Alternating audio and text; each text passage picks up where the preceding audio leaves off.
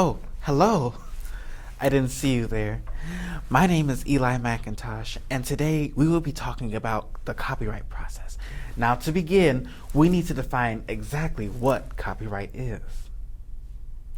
So, copyright is a type of intellectual property that protects original works of authorship. So, as soon as an author fixes the work in a tangible form of expression. So, basically, copyright is meant to help protect your work that you make to make sure no one else copies it.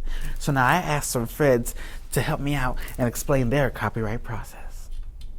So the copyright process begins at the song creation. So typically nowadays you'll work with other creators, whether you're providing the lyrics and someone's providing a melody, maybe acoustic guitar or piano, whatever.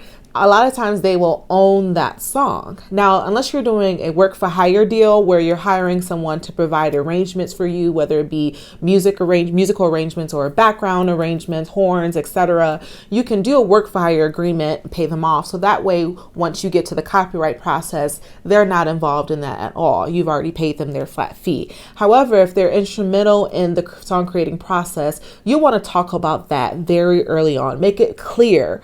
What do you want if you create the song with me? What is the percentage? Typically you'll do a 50-50, a third, or it may be less depending on how much they contributed. So all of that needs to be done up front. It's business. Even if it is with a friend or family member, you want to get that stuff done and get it in writing. So you will write agreements and say, this is what this person is agreeing to, and this is how much they will be paid out based on the mechanicals and the performances online or over the radio. So all those things need to be done in writing. Once you get that in writing, then you can go on copyright.gov to register your copyright and make sure that anyone who is owning the song or has a copyright in the song, their names are listed as well as yours. Now, try not to get copyright confused with licensing because they sound similar, but they're two completely different topics.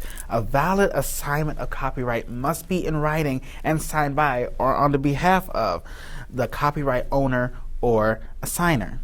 In a license of copyrights, the owner maintains his or her copyright ownership rights, but allows another party, the licensee, to exercise some of those rights without the licensee's actions being considered copyright infringement. Now, most people agree that licensing is better, but copyright allows you full rights to your work. So when it comes to copyrighting an album versus a song, 100% recommend that you go ahead and copyright an album if you are writing an album or getting ready to release an album, because quite frankly, it's more cost efficient. To register a copyright, it is $55 per registration. And so if you have an album with 10 songs, you can do the math. So that racks up pretty quickly, whether you're paying for it or a label is paying for it, or your publishing company is paying for it. However, there are times where you will release a single. And so in order to receive performing rights royalties, you will need to copyright a song. And so if you plan to do a single release before you release the album, yes, you will copyright that song individually, pay that fee. But then when you get ready to do the album, then you will copyright the album as a whole. It'll definitely save you a lot of money and time instead of doing it one by one. That can be very time consuming, putting all that information in.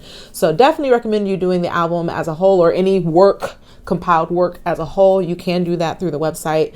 Otherwise, you will need to copyright a song if you're going to release something individually. Now, everyone is a copyright owner. Once you create an original work and fix it, in like taking a photograph or doing a poem or a blog or even recording a song, you are the author and the owner. So now the question comes to, how can you make sure once you go through the copyright process for your work that no one else is using it? Well, here's how. So in terms of keeping track of whether or not someone is using your copyrighted works, the easiest and best case scenario is to register with the Performing Rights Organization. So in the copyright law, there are 3 performing rights organizations that are covered.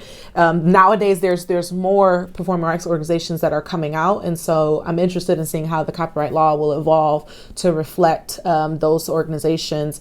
But those companies, they're the big three are ASCAP, CSAC, and BMI. They track that for you, so they see, you know, when is a radio station playing your song, and when is a concert venue playing your song, et cetera, et cetera, et cetera. So they keep track of all that. On the mechanical side, you can also hire a firm to do that for you. On the mechanical side, to track, you know, when's it playing on streaming services, or how many times is it being sold. If you're releasing the album or a single, you will have a lot of distribution companies will track those things for you. So if it is playing on YouTube, making sure you're getting credit for that too. So a lot of things now are going to be done online for you. You just sign up for them, pay them a fee to take care of it for you, and then they'll pay you for it.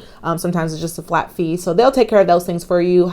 If you are independent, you will have to do the work yourself to make sure they track it. Obviously, the big labels, they do a lot more work to make sure that their work is not being stolen or used for other people's benefits. And so, like, of course, like a Beyonce, they're gonna pull that stuff down immediately. They track that stuff quick.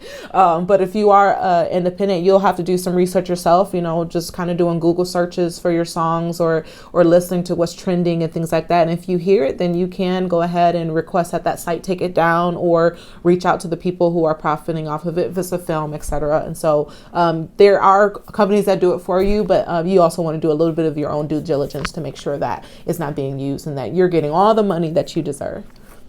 You see, the copyright process isn't that bad. You see, it seems scary, but it's a very simple process. Copyright laws may change over time, but they still have their objective: protecting the creator's work. Now, I hope this information was very valuable and informative towards you, and you can now go to someone and tell them about this simple process. Until we meet again, take care.